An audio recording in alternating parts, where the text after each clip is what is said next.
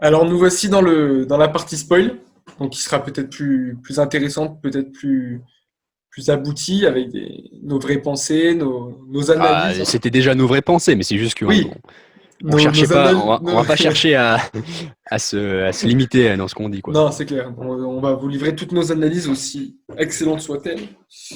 Voilà. Bonjour, bonjour. Et donc moi je commencerai par nous baser déjà sur la fin de la saison 2, donc comme on l'a dit juste avant, sur Mhm. finalement cet échappatoire que représente le monde réel par rapport au parc, et sur cette fausse fin qui était très très bonne, je trouve, où on voit Dolores finalement dans le corps Charlotte? de Charlotte, et qui finalement s'échappe du parc sous une fausse apparence corporelle pour s'échapper vers le monde des hommes. Et On voit ça le, soulevait. on voit le chef de la sécurité qui reconnaît que c'est une Oui. hôte, justement. Mm.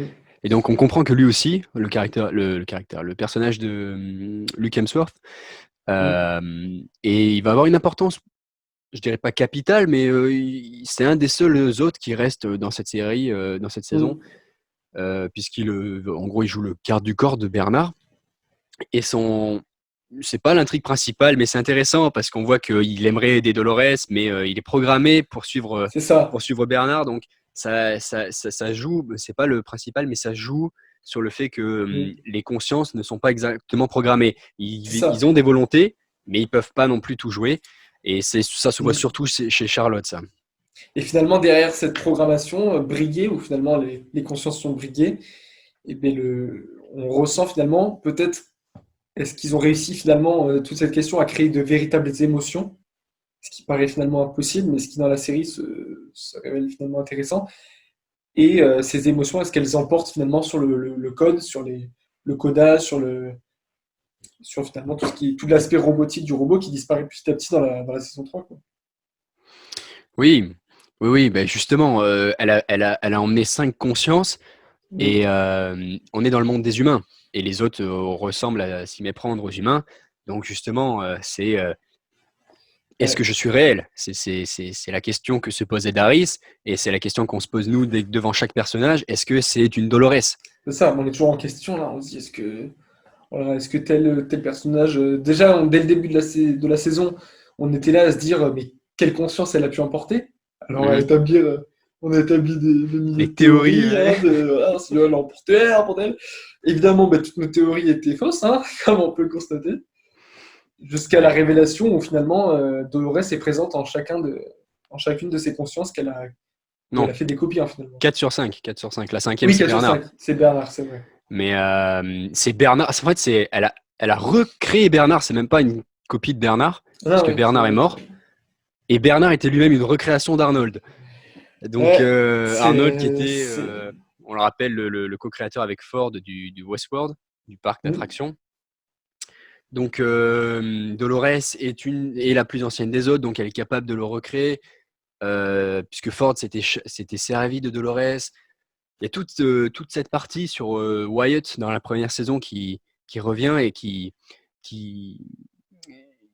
c'est sous-jacent. On Ouais. ne revoit plus ce côté du personnage, mais c'est pour ça que Bernard ne fait pas confiance à Dolores. Il dit que elle, ce qu'elle veut, c'est la révolution. Et, et justement, toutes ses actions jusque vers la fin font croire qu'elle veut détruire le monde des humains. Mais en fait, elle veut détruire Mm. le monde des humains. Ça veut dire détruire Rehoboam, Le robot, l'ordinateur, ouais. qui contrôle pas, mais qui en fait fait évoluer le monde des humains. C'est ça, et qui finalement, d'un côté, est comme l'image de l'ordinateur qui contrôle au final qui contrôle les autres, quoi, et qui les brigue dans leur conscience. Finalement, elle le voit un peu comme ça, comme finalement pour elle, c'est deux espèces qui ont le même combat, en fait, et Mhm. Bah, qui sont prisonniers pareils. ouais, ouais, la question majeure, principale de la série, pas de la saison, mais de la série de manière générale, c'est sur le libre arbitre.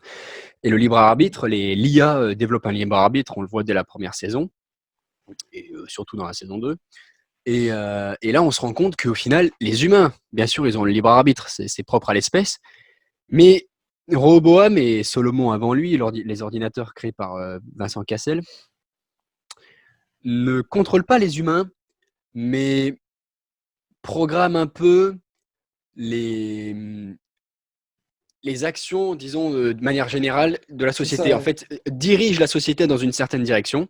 Mm. Et du coup, est-ce que les autres n'ont pas plus de libre arbitre, donc l'IA créée par des humains, Mm. que les humains? C'est ça. C'est la question avec Aaron Paul qui n'est même pas capable de comprendre pourquoi sa vie va dans ce sens-là, alors que c'est un humain. Et Dolores, elle, sait pourquoi elle fait ce qu'elle fait.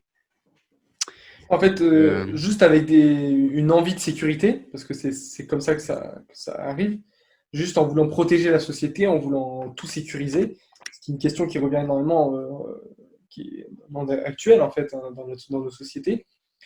Et ben on se pose la question en fait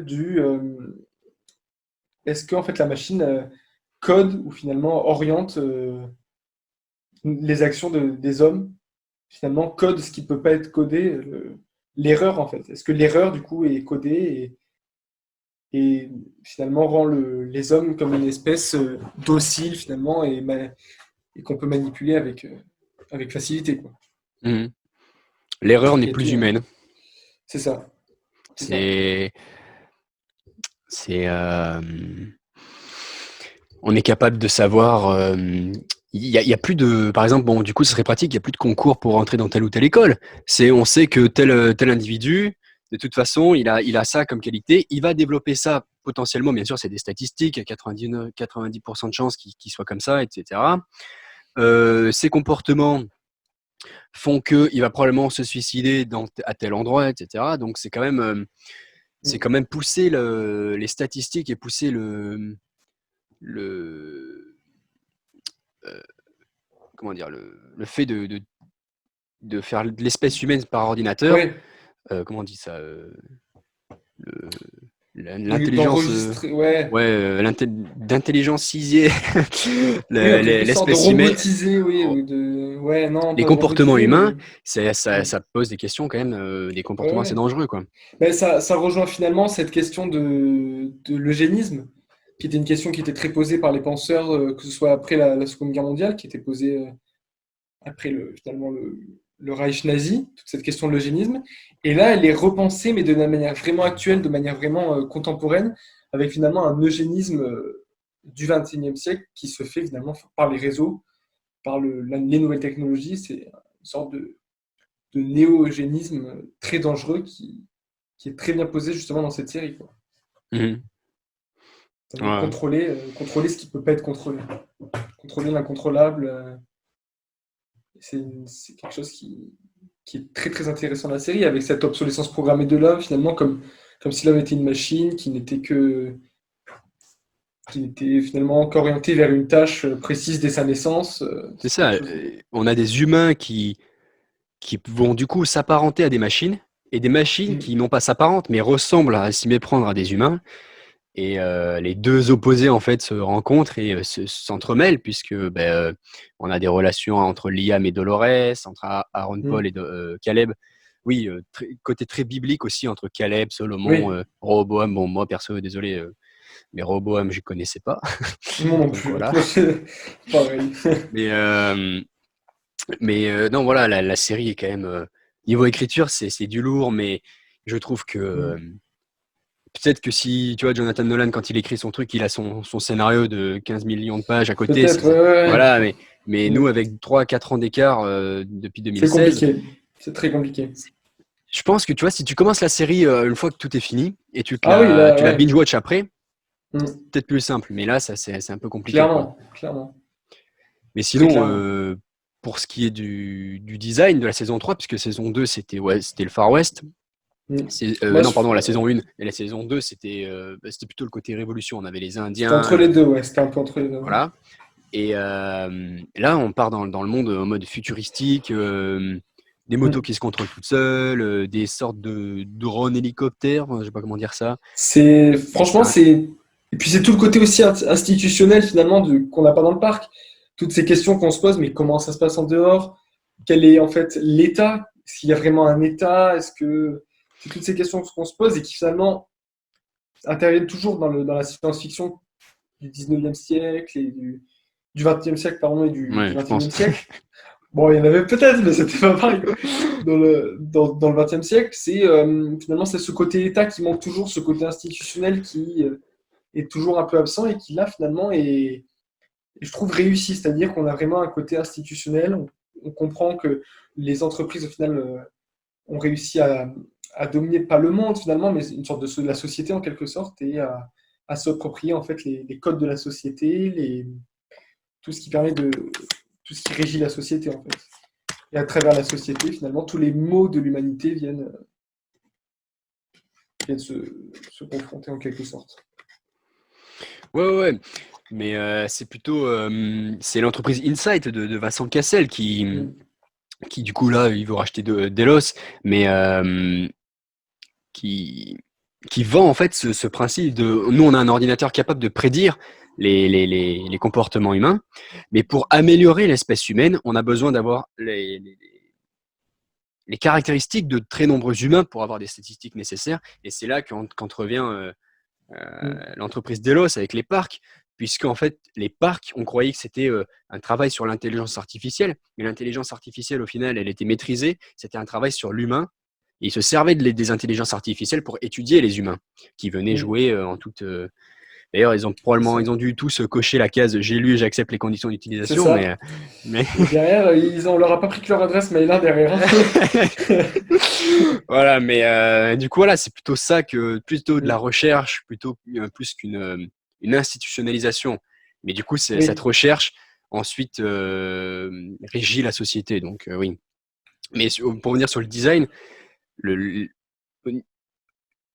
artistiquement, au niveau du concept, c'est très, c'est visuellement, ça change beaucoup. On est, tu sais, quand on arrive à Los Angeles dans la nuit, là, les bâtiments, les hélicos, les petites lumières, on est dans un monde, je sais pas, on se croirait sur Coruscant, tu vois.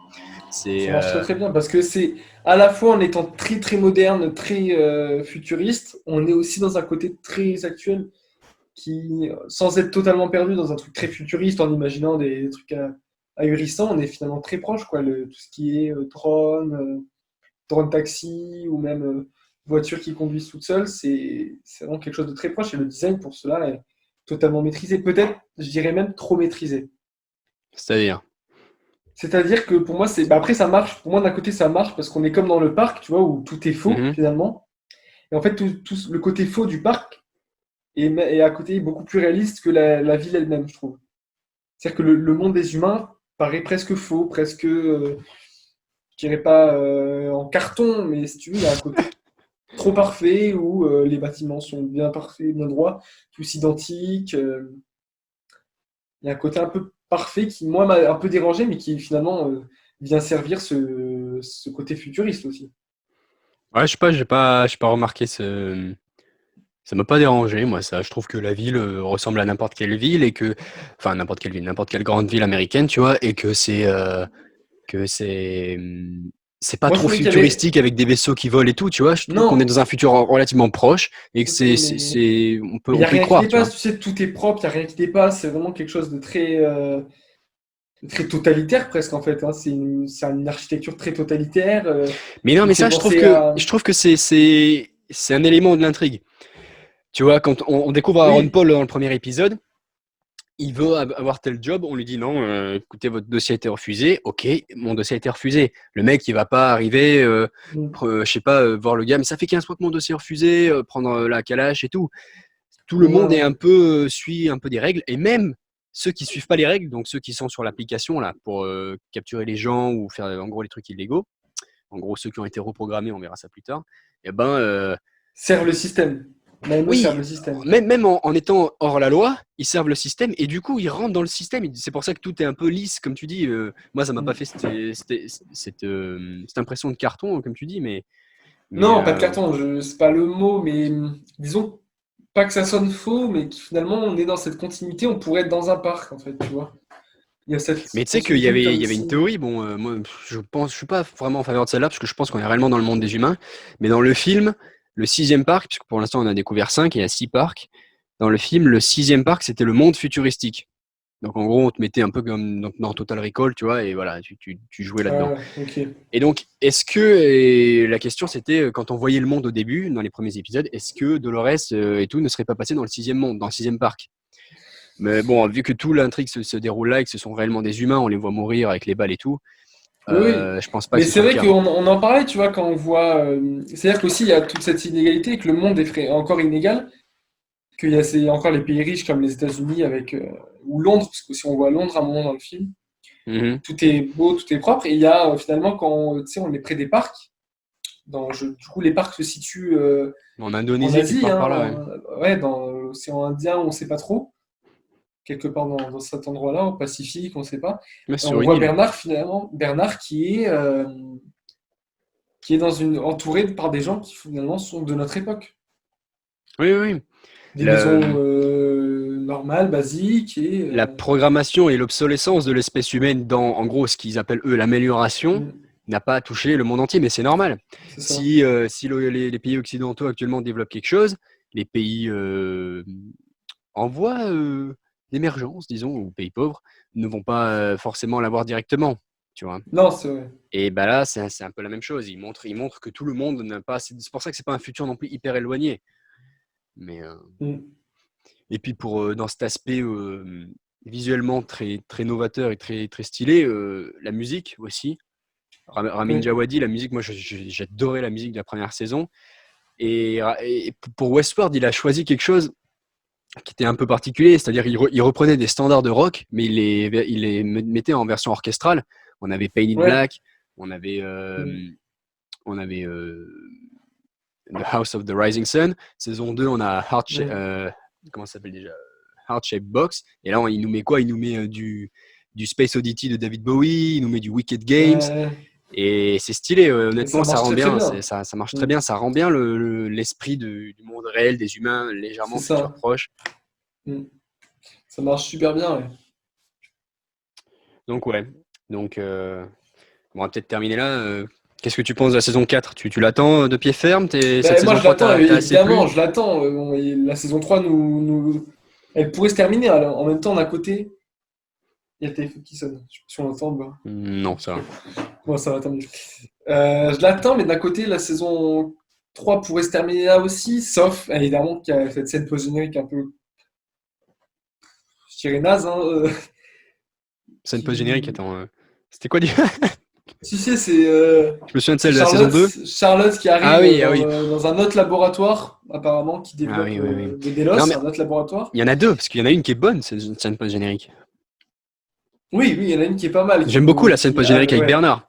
Je avec trouve Bernard, elle est que cool. elle a un sens et elle introduit bien la saison 4. Mm. Il est Oui, rentré dans ce monde-là, et oui. toute la saison 4, c'est comment il va faire, et il ressort, on le voit ressortir avec la poussière et tout. Donc là, ça peut tout à fait introduire une saison 4. Mais l'autre, effectivement, que j'avais oublié, c'est vrai qu'elle est un peu bizarre. Bah, je pense que c'est pour ressortir un nouveau méchant, quoi. Et un nouveau méchant qui serait Charlotte, quoi. Mais c'est Pas Charlotte. Charlotte, Dolores Charlotte, quoi. Ouais, mais Ce serait Dolotte, Dolotte. On C'est l'appellera Anakin. Dolotte. C'est Anakin sur Mustapha en version Darkseid. Elle est Oui, oui, complètement oui, brûlée. Enfin, oui. c'est. Mais alors, du Ouais. coup, comment est-ce qu'elle va s'opposer à Dolores? Ça, c'est la question. Je sais pas, elle va peut-être trouver Palpatine. Ils vont faire allez, tiens, go. On va dans l'espace. Mais je t'avoue que je suis un peu. Je sais pas. Je suis un peu sceptique. Je sais pas vraiment comment ils vont faire. Moi, je sais surtout pas comment on va faire pour trouver un récapitulatif parce que on a fait quoi? 1 heure de récapitulatif entre les trucs de 10 Ouais. minutes, les trucs de 20 minutes, les trucs d'une demi-heure et tout. Mais cette saison, elle me paraît quand même moins complexe, je sais pas comment tu trouves, que la précédente, que la 2. La Ouais, 2 peut-être. vraiment, il y avait un concentré d'explications, entre le labyrinthe et entre le labyrinthe, la forge, tout ça, c'était quand même très complexe. La porte qui s'ouvre, il y avait énormément d'informations. Ouais, il y a peut-être beaucoup Ouais. de nouvelles Alors possibilités, ouais. alors Là, que on celle-là, elle reste. vient quand même simplifier. Là, ça vient simplifier, ça Mais tu vient. vois, par exemple, nous, bon, maintenant, on a compris que c'était des clouds, mais la Seconde Guerre Mm. mondiale, quand on était dans le parc, on comprenait pas pourquoi Maeve Ah oui, retournait dans le ouais, parc, tu vois. c'est Donc, ça. elle est quand même Mm. complexe, mais elle répond peut-être plus à sa propre intrigue que ne laisse de possibilités pour les saisons suivantes. C'est vrai. Donc ouais, ça sera peut-être plus simple, mais quand même 2 ans d'écart, c'est compliqué pour ce genre de saison, hein. Faut que C'est ça reste pas... nickel. ils font des séries où c'est tous les ans et c'est un épisode, une intrigue un peu Ouais, bâclée, voilà, et pas de problème. Et il y en a où c'est compliqué, il faut suivre et tout, et ils te font, allez les gars, on attend 15 ans, ouais, on se revoit dans ouais, le prochain siècle. Hein. Du coup, on vous donne rendez-vous dans 2 ans pour la Bon, prochaine critique de on vous donne Westworld. rendez-vous en 2046, on aura peut-être fini la saison 4. Voilà, donc si vous avez des questions, même des théories, si vous avez développé des théories, que vous Les avez théories, écrit des ça, trucs. si vous avez des questions, on vous promet pas des réponses. Hein, parce que... Ouais, enfin, on vous répondra, mais alors est-ce que ce sera convaincant, ça c'est pas sûr. Mais voilà, si vous avez aimé, Vaut si vous mieux, avez détesté, il vaut mieux mettez-le en tweeter commentaire. directement à Jonathan Nolan, je pense. Ouais, s'il répond. S'il vous répond, dites-le nous. Hein.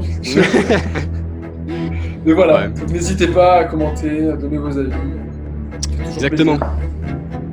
Exactement. Allez, tchuss. Voilà. Tchuss!